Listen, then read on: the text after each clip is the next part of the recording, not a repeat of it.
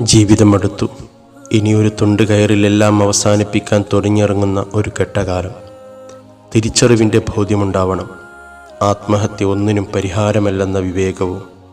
എന്നാൽ ഒരുപാട് റംസിമാരെ നമുക്ക് രക്ഷപ്പെടുത്താനാവും.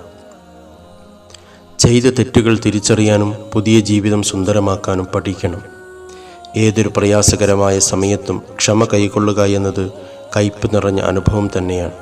പക്ഷേ പിന്നീടുണ്ടാകാൻ പോകുന്ന നന്മകൾ എത്ര മധുരിതമാണ്. റോസാപ്പൂവിനെ കണ്ടിട്ടില്ലേ?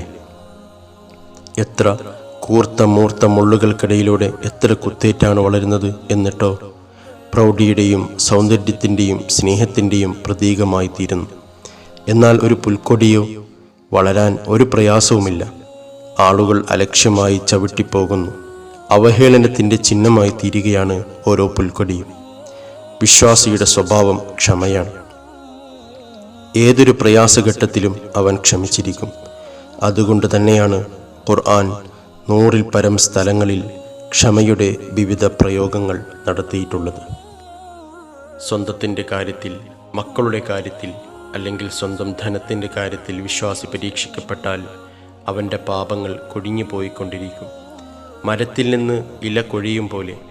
മറ്റൊരു പ്രവാചക വചനം ഇങ്ങനെയാണ്: അള്ളാഹുവിങ്കൽ ഒരാൾക്കൊരു പദവി കിട്ടാനിരിക്കുന്നു, പക്ഷേ സ്വന്തം കർമ്മം വെച്ച് നോക്കിയാൽ ഒരു നിലക്കും അവിടെ എത്താനും സാധ്യമല്ല.